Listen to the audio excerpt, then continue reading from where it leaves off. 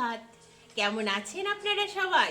আমি অনন্যা, অনন্যার ব্লগসের আরও একটি নতুন ঝাঁ চকচকে ব্লগে আপনাদের সকলকে আমার হৃদয়ের অন্তঃস্থল থেকে জানাই অনেক অনেক অনেক স্বাগত। আজ বুধবার, সকাল এখন 7:30 মতো বাজে। আপনাদেরকে সাথে নিয়ে ঠিক এখন থেকে আজকের ব্লগটা আমি শুরু করছি। সকালে ঘুম থেকে উঠে ব্রাশ করে ফ্রেশ হয়ে প্রথমেই চলে যেতে হবে ছাদে। কেন? ওই যে গতকাল সারাদিন ধরে বৃষ্টি চলেছিল, সমস্ত জামা কাপড় ভিজে সব সিঁড়িঘরের ভেতরে দড়িতে আছে। চলুন সেগুলোকে তো রোদে দিতে হবে। ও সুখবরটাই তো দেওয়া হয়নি। সকাল থেকে চকচকে রোদ উঠেছে, দেখেই মনটা খুশি হয়ে গেছে। প্রচুর এনার্জি অনুভূত হচ্ছে নিজের মধ্যেই। ছোট থেকেই তো পড়েছি বলুন, সূর্য প্রাণশক্তির উৎস।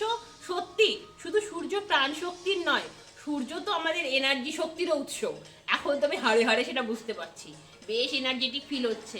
চলুন তাহলে ছাদে যাওয়ার পর দেখা হচ্ছে আপনাদের সাথে। চলে এলাম ছাদে। ছাদে এসে জামা কাপড়গুলো রোদে দিচ্ছি। সিঁড়িঘরের ভেতরে থেকে যে জবজবে ভাবটা ছিল সেটা কমেছে। সিঁড়িঘরের ভেতরে আবদ্ধ থাকলেও কিছুটা তো শুকিয়েই যায় বলুন। তো সেই জামা কাপড়গুলো ছাদে মেলে দেওয়ার পরে দেখছি আকাশটা বেশ পরিষ্কার, কিন্তু একটা চকচকে নীল আকাশ কিন্তু নয়, কেমন ঘোলাটে ধরনের নীল আকাশ। তাও ভালো, রোদ তো উঠেছে বলুন। তারপর দেখলাম আমার ছাদ বাগানের সুন্দরীদের। তারপরে চলে এলাম যথারীতি নিচে। নিচে এসে প্রথমেই দেখছি বাবা আজকে সকাল সকাল ঘুম থেকে উঠে পড়েছে। বাবা, বাবা তো আজকে ফার্স্ট। সেই জন্যই প্রথমে বাবাকে চা সার্ভ করে দিলাম। তারপরে আমার বিস্কিট ছিল না কৌটোতে, তাই প্যাকেট থেকে বিস্কিট ঢেলে নিলাম। তারপর যথারীতি মা মেয়েতে মিলে সকালবেলাকার চা পর্ব মিটিয়ে ফেললাম। তারপর চায়ের বাসনগুলো ধুয়ে চলে এলাম ঘরে। ঘরে এসে প্রথমেই বেডটাকে গুছিয়ে নিলাম। তারপরে এক এক করে ঘরের আসবাবপত্রগুলো ঝেড়ে নেব, বলতে শুকনো ন্যাতা দিয়ে ঝেড়ে ঝেড়ে মুছে নেব, প্রতিদিন যা করা হয় আর কি। আর এই শাড়িটা মা তো সেদিন পরে ব্যাংকে গিয়েছিল, তো শাড়িটা রোদে দিয়েছিলাম। শাড়িটা এনে এখন ভালোভাবে গুছিয়ে রাখছি, কারণ আরও কটা দিন পরতে পারবে। এই শাড়িটা একটা হ্যান্ডলুম শাড়ি। যখন আমার মামাতো বোনের বিয়ে হলো, মামাতো বোন মাকে প্রণামী দিয়েছিল। শাড়িটার কালার কম্বিনেশন বেশ সুন্দর, আমার তো ভালো লাগে বেশ, মাকে পরলেও ভালো লাগে। তো শাড়ি গুছিয়ে একটা প্যাকেটে ভরে রেখে দিলাম, আবার কোথাও গেলে পরে যেতে পারবে। কটা দিন পরে এদিক ওদিক যাবে, তারপরে যথারীতি ড্রাই ওয়াশে দিয়ে দিলেই হবে। যাই হোক, জামা কাপড় ভাঁজ পর্ব সেরে এখন এক এক করে আসবাবপত্রগুলো মুছে নিচ্ছি। প্রতিদিন মোছা হয় জানেন, তাও যে কোথা থেকে ধুলো হয়ে যায় কে জানে। এত মুছে মুছে রাখি তবুও ধুলো হয়ে যায়। তাহলে যারা একদিন পর পর মোছে বা সপ্তাহে একদিন মোছে, যারা ওয়ার্কিং ওমেন, তাদের তো সময় থাকে না বলুন, তাদের তাহলে কি পরিস্থিতি হয় আমি মাঝে মাঝে সেটাই ভাবি। ছোটবেলা থেকে মাকে এই কাজগুলো করতে দেখতে দেখতেই বড় হয়ে গেলাম। সেই জন্যই নিজের মধ্যেও এই কাজ করার প্রবণতা ছোট থেকেই একটু একটু করে চলে এসেছে। তাই আগে মাকে দেখতাম, এখন নিজে করছি। এটাই হলো ট্র্যাডিশন, এটাকেই বোধহয় ট্র্যাডিশন বলে। আগে মা করতো, তারপর মেয়ে করছে, সেই ট্র্যাডিশন সমানে চলছে। তার আগে অবশ্য আমার দিদুন করতো, তাহলে দিদুনের থেকে মায়ের কাছে এসেছে, মায়ের থেকে আমার কাছে। সবার মধ্যে বোধহয় এটাই হয়, মেয়েরা তো মাকে দেখেই শেখে কি করে একটা সংসারকে তিল তিল করে গুছিয়ে রাখতে হয়, কিভাবে একটা সংসারকে গুছিয়ে পরিপাটি করে রাখা যায়। যাই হোক, আসবাবপত্র মোছামুছির কাজ সেরে আবার চলে এলাম ছাদে। ছাদে এসে জামা কাপড়গুলো তুলে নিলাম, কারণ এই অর্ধেক ভেজাই তো ছিল, পুরো তো ভেজা ছিল না। তাই ভাবলাম তুলেই নিয়ে যাই। আকাশের কথা বলা যায়, যখন তখন আকাশে মেঘ হবে, তারপরে নামবে বৃষ্টি। আর তাড়াহুড়ো করে দেখবেন এতগুলো জামা কাপড় ক্লিপ খুলে তোলাও যায় না। সেই জন্যেই বাবা তুলে নিয়ে এলাম।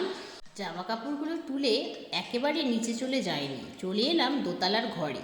এই ঘরে এসেই এক এক করে সব জামা কাপড়গুলো ভাঁজ করে নিলাম। এইবার নিয়ে যাব নিচে। আর জামা কাপড়গুলো একেবারে ভাঁজ না করে নিলে কেমন যেন কুঁচকে যায়, একেবারেই ভালো লাগে না দেখতে। সেই জন্যই একেবারেই ভাঁজ করে নেব। তবে হ্যাঁ, বিকেল হলে ছাদে ভাঁজ করতাম, কিন্তু যা রোদের তাপ, ছাদে আর ভাঁজ করা যাবে না। সেই জন্যই দোতলার ঘরেই ভাঁজ করে নিলাম। এখন তো দোতলায় একটা খাট হয়েছে, সেখানে রেখে ভাঁজ করতে বেশ সুবিধেই হচ্ছে। যথারীতি জামা কাপড়গুলো ভাঁজ করে নিচে নিয়ে গিয়ে সুন্দরভাবে আলনায় গুছিয়ে রাখলাম। তারপরেই জামা কাপড় চেঞ্জ করে চলে এলাম রান্না করতে রান্নাঘরে এসে তৈরি করছি আজকে বুধবারের স্পেশাল মেনু। প্রথমেই করে নিয়েছি মসুর ডাল, আর এখন করছি মৌরলা মাছের আলু পটল পেঁয়াজ দিয়ে চচ্চড়ি। মসুর ডালের সঙ্গে মাছ চচ্চড়ির কম্বিনেশনটা কিন্তু জাস্ট ফাটাফাটি, তাই না বলুন? কালকের একটু ডাল আছে ফ্রিজে, সেই ডালটা ভাবছি একেবারে শুকিয়ে রাখবো। তারপর কাঁচা তেল আর কাঁচা পেঁয়াজ দিয়ে ভাতের সাথে মেখে খাবো, জব্বর লাগে কিন্তু বলুন। দেখুন আকাশে মেঘ করছে, তবুও এখনকার ভিজে জামা কাপড়গুলো আমি ছাদেই মেলে দিয়ে গেলাম। বৃষ্টি হলে আবার তুলে নেব, তাও ভালো, একেবারেই জবজবে ভিজে এখন ছাদে দিয়ে দেওয়াই যায়। তারপর যথারীতি নিচে এসে রান্না যেহেতু সারা হয়ে গিয়েছিল, তাই বাসনগুলো কলতলায় নামিয়ে দিয়ে গ্যাসটাকে ক্লিন করে নিচ্ছি। এরপর রান্নাঘর আর মশলাপাতির কৌটোগুলোকেও ক্লিন করে নেব। আমি মাঝে মাঝে নিজে ভেবে নিজেই অবাক হয়ে যাই জানেন। মা অসুস্থ হওয়ার আগে আমি ভাবতেই পারতাম না একা হাতে কি করে সব কাজ সামলায় সব মেয়েরা। এখন বুঝতে পারছি 21শে জুলাই থেকে আজ 4ঠা সেপ্টেম্বর, 1 মাস মতো হয়েছে। 1 মাস না, 1 মাসের থেকে কিছু বেশি দিন, 1.5 মাস মতোই ধরে নিই, 1.5 মাস মতো হয়েছে। তার মধ্যেই আমি কি সুন্দর টাইম ম্যানেজমেন্ট করে সব কাজগুলো করতে শিখে গেছি দেখুন। আমি ভাবতেই পারতাম না 21শে জুলাইয়ের আগে যে আমিও একদিন এরকম সব কাজ করতে পারবো। সত্যি মায়ের অসুস্থতা আর বাস্তব পরিস্থিতি আমাকে সব কাজ কি সুন্দর নিজের মতো করেই শিখিয়ে নিল। ঠাম্মি প্রায় একটি কথা বলতেন, মেয়েদেরকে সংসারের কাজ শেখানোর কোনো প্রয়োজন নেই, তারা নিজেরাই সংসারের সব কাজ করতে পারার ট্যালেন্ট নিয়েই জন্মায়। এখন তো দেখছি ঠাম্মির বলা প্রতিটা কথাই অক্ষরে অক্ষরে সত্যি। সত্যি তো, আমি তো কিছুই করতাম না, বলতে আমার মনে হতো আমি পারবই না, কিন্তু এখন তো দেখছি আমি সবটাই পারছি। তার মানে ঠাম্মি ঠিকই বলতেন, সেই বাবার মা তো, উনি তো সব জানবেনই বলুন।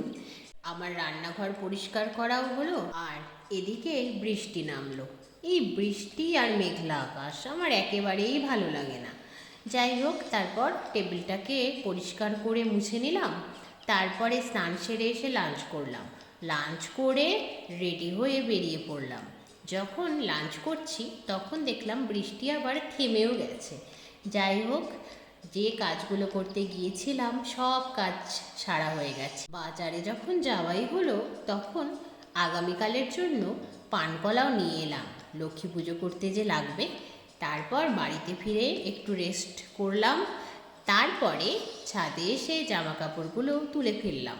যেহেতু বৃষ্টির পরে একটু রোদ উঠেছিল, তাই জামা কাপড়গুলো আলটিমেটলি শুকোয়নি।